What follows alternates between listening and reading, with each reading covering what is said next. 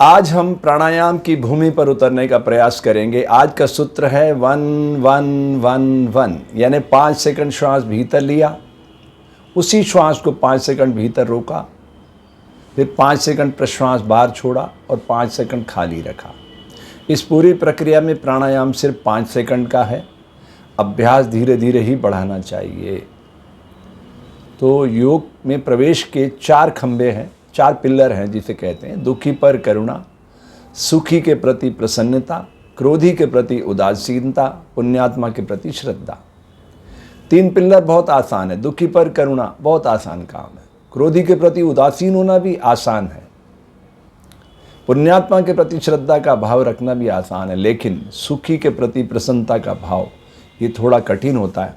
तो इस कठिनाई को सरल करने के लिए ये प्रस्तुत है प्राणायाम 1-1-1-1। ठीक है, अब यात्रा शुरू करते हैं। ये आपको एक बीट सुनाई दे रही है। आपने 5 सेकंड श्वास लिया,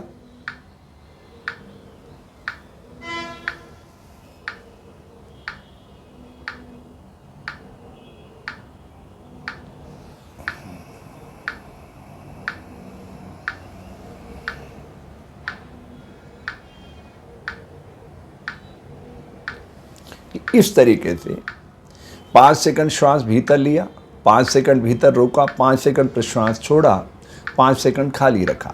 ठीक है, तो ये 20 सेकंड का आपका एक फ्रेम बन गया। तो इस तरह से हमारी यात्रा धीरे धीरे आगे बढ़ेगी। फॉर्मेट यही रहेगा, टाइमिंग बढ़ाया जा सकता है। मान लो अगर आपको ये बहुत ईजी लगता है तो आप 6 सेकंड कर लो, तब श्वास आपकी 1-24 सेकंड में आ रही होगी, 7 में 28, 8 में 32, 9 में 36, 10 में 40 और ऐसे 15 में 60, यानी 1 मिनट में एक श्वास भी आप ले सकते हैं। तो श्वास पे ही सारा प्राणायाम टिका हुआ है।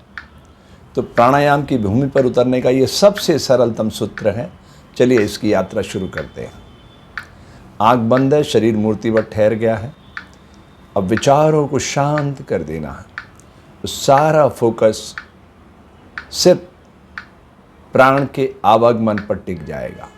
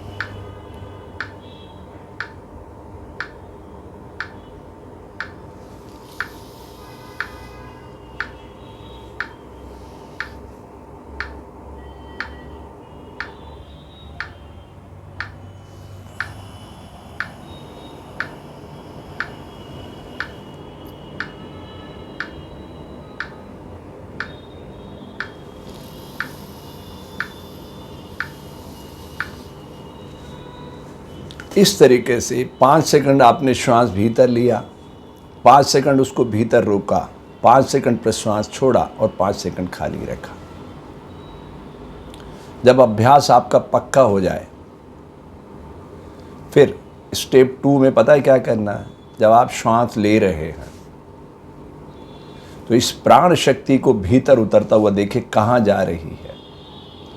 जहाँ जा रही है उस चक्र से फिर आपको विचार को कनेक्ट करना है। इस शरीर के भीतर 7 चक्र हैं। सबसे नीचे है मूलाधार चक्र, ऐसे समझिए उसी बीज में पेड़ छुपा हुआ। फिर उसके बाद है स्वादिष्ठान चक्र, फिर है मणिपूरक, फिर है अनाहत, फिर है विशुद्ध, फिर है आज्ञा, फिर है सहस्त्रार चक्र। ये सैटेलाइट प्रोवाइडर की तरह काम कर रहा है। तो ये 7 चक्र हैं। जैसे मुखमंडल पे 7 द्वार आपको दिखाई देते हैं, 2 ईयर ड्रम के, 2 आई बॉल के, 2 नोजल के और 1 मुख का, ऐसे ही मानव शरीर के भीतर 7 चक्र हैं। ये जो शरीर है आप गौर से देखिए, सबसे पहले क्या है, छोटे छोटे छोटे छोटे बाल लगे हुए हैं स्किन के ऊपर, यानी यहाँ रोमकूप है, रोम छिद्र हैं जहाँ से पसीना निकलता है। तो प्रकृति ने कैसा इसका कोटिंग किया है ये तो देखिए।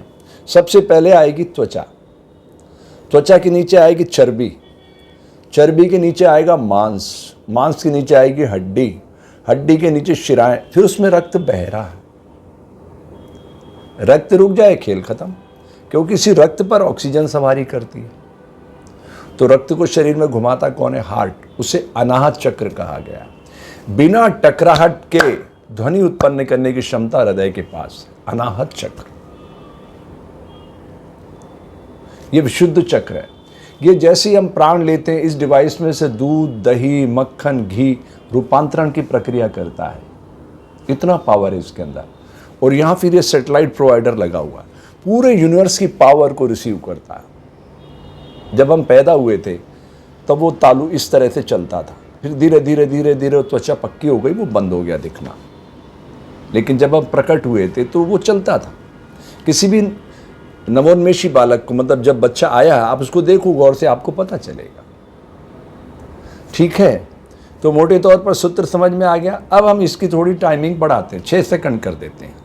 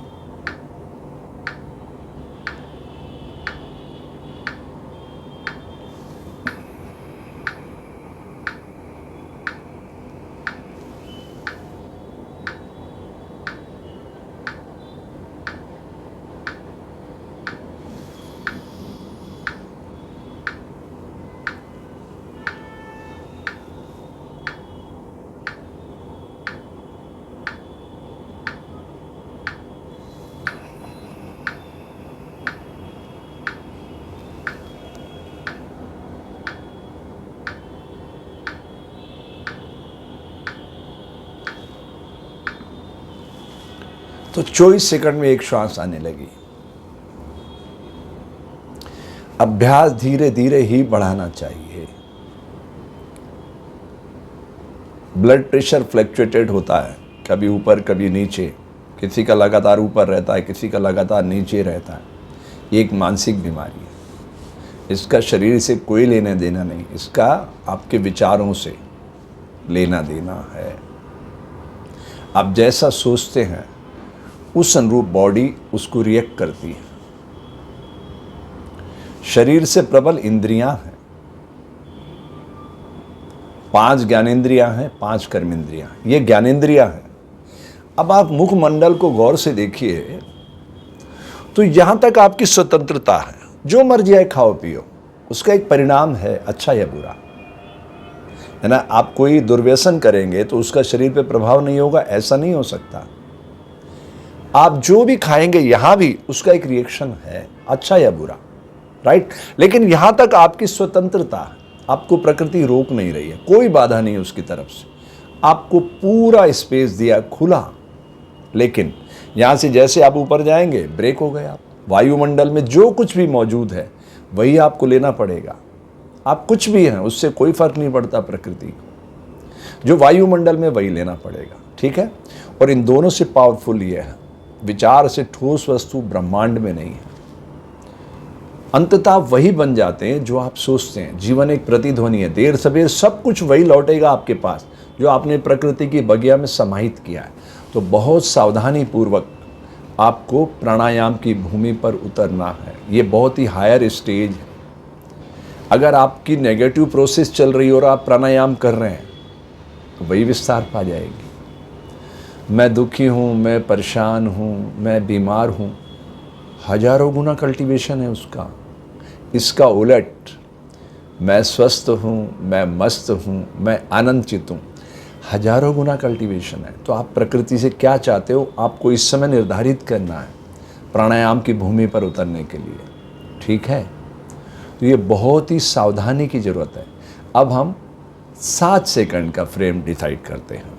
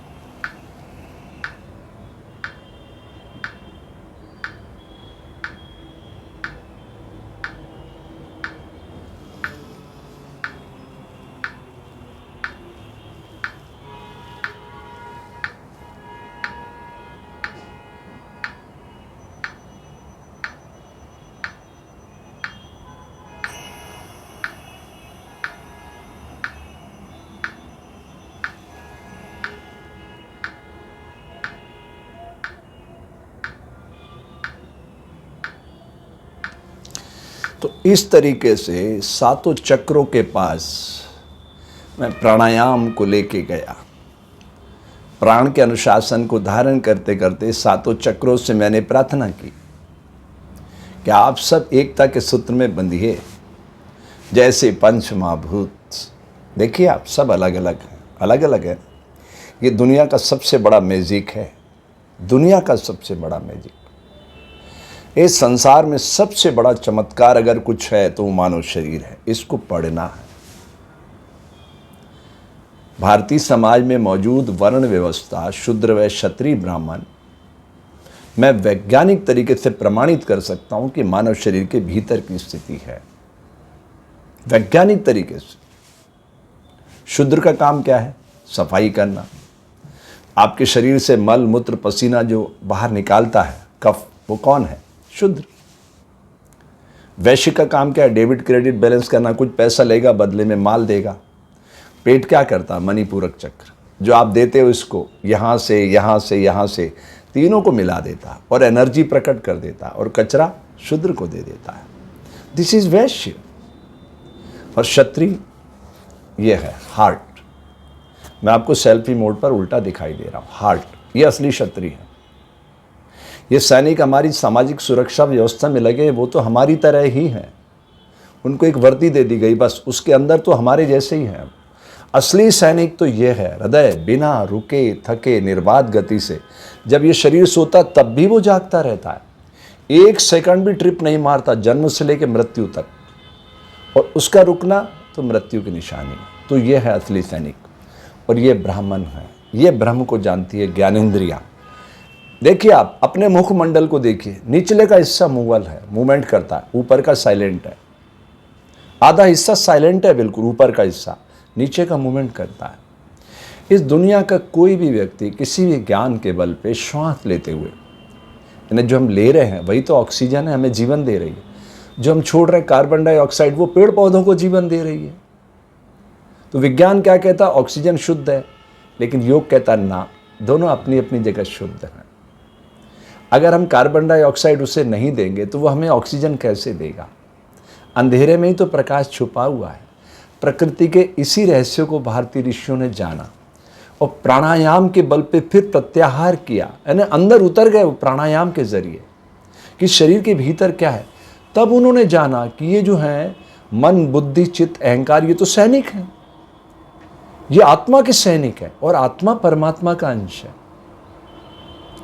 गोस्वामी तुलसीदास जी महाराज कह रहे हैं, ईश्वर अंश जीव अविनाशी, चेतन अमल सहज सुख राशि। वो तो बिल्कुल कैमरे की आंख है, चेतन है, अमल है, यानी मल रहित है वो। हम चाहें तब भी, जैसे हम सूर्य पर थूक डालने की कोशिश करें तो जाएगी वहां, या आकाश पे थूकने की कोशिश करें, पहुंचेगी वहां? नहीं पहुंचेगी, क्योंकि प्रकृति इतनी विराट है। तो इस मैजिक को समझिए। ये जो पंच महाभूत हैं, जल पृथ्वी आकाश वायु अग्नि, देखिए आप एक तक सूत्र में बन के बराबर हो गए। ये वर्ल्ड का सबसे बड़ा मैजिक है, इस प्रकृति का रहस्य इसी में छुपा हुआ है, पंच महाभूत में। फिर 3 गुण हैं, सतोगुण रजोगुण तमोगुण। सतोगुण सूर्य भगवान के पास, वो पवित्रता लाता रहता है, उसका काम है पवित्र करना। अग्नि जहां भी जलाओगे सबको पवित्र कर देती है, चाहे आपको लगे वो जला रही है, लेकिन वो अंततः पवित्र करती। तत्व चिंतन करिए। रजोगुण विस्तार, ये वायु विस्तार करती रहती है, दिखाई नहीं देती लेकिन ये फैलाती रहती है। और तमोगुण धरती के पास है, बोए बीज का विस्तार करती है, यानी अपने भीतर उतार लेती है। इसलिए भारतीय ऋषियों ने उसे माँ का, जमीन के टुकड़े को, कि वो वात्सल्य की देवी है, बोए बीज का विस्तार करती है। तो प्रकृति के इस रहस्य को भारतीय ऋषियों ने न केवल समझा, अपितु लिपिबद्ध भी कर दिया। तो आज हम प्राणायाम की भूमि पर उतरने की कोशिश कर रहे हैं। अब हमारा अगला फ्रेम होगा 8 सेकंड का।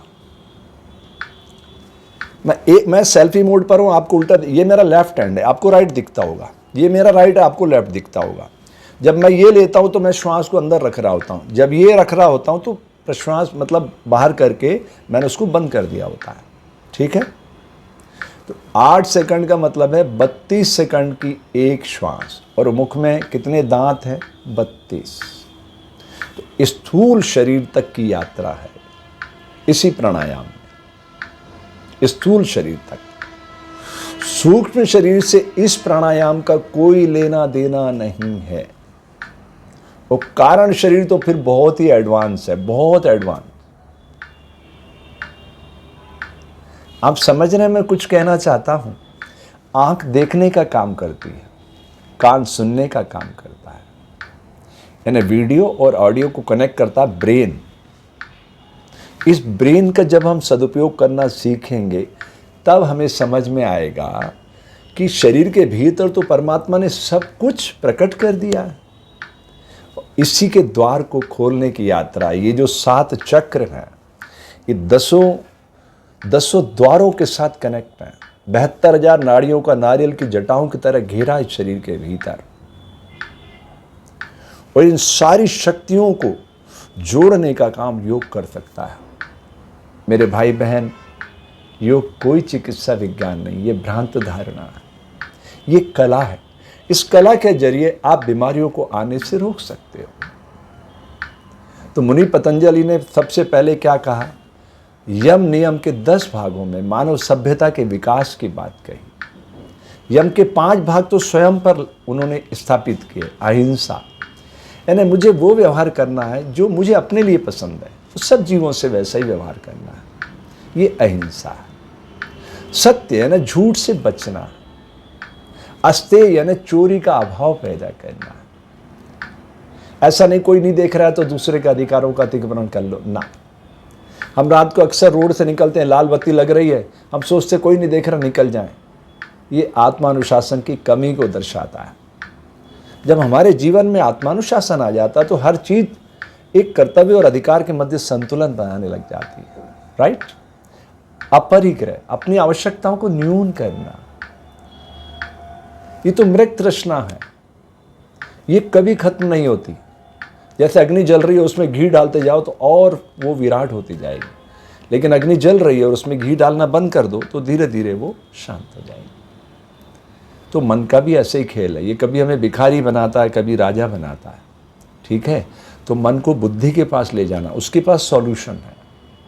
फिर बुद्धि चित्त के पास ले जाएगी, हमारे पास डाटा प्रोग्रामिंग है। कोई टीचर हमें नया कुछ नहीं पढ़ा सकता, सब कुछ हमारे भीतर है। वो तो खाली ट्रेक बताता है कैसे चलो, बस इतनी सी यात्रा है। ठीक है? तो प्राणायाम के जरिए हम इस स्थूल शरीर को पढ़ने की कोशिश करते हैं। तो स्थूल शरीर, सूक्ष्म शरीर और कारण शरीर, इन तीनों का आहार अलग अलग है। स्थूल शरीर मुख से आहार ग्रहण करता है, सूक्ष्म शरीर नासिका से आहार ग्रहण करता है प्राण के जरिए, और कारण शरीर विचार से आहार ग्रहण करता है। इन तीनों को कौन मिलाता है? मणिपूरक चक्र, जो स्वयं प्रकाशित है। और वो कहां छुपा हुआ है? पेट में। तो मेरे भाई बहन, सारी बीमारियां कहां से आती है? पेट से। तो दांत का काम आंत को देना बंद करिए। भोजन को जब आप करते हैं तब टीवी, मोबाइल, बातचीत, अखबार कुछ नहीं, पूरा फोकस करिए। 32 बार भोजन को चबाना सीखिए और हृदय में प्रसन्नता का भाव लाइए, तब ये सारी चीज़ें कनेक्ट हो जाएंगी। तो वो जो ऊर्जा है वो बिल्कुल रचनात्मक हो उठेगी, सृजनात्मक हो उठेगी, नकारात्मक नहीं रहेगी।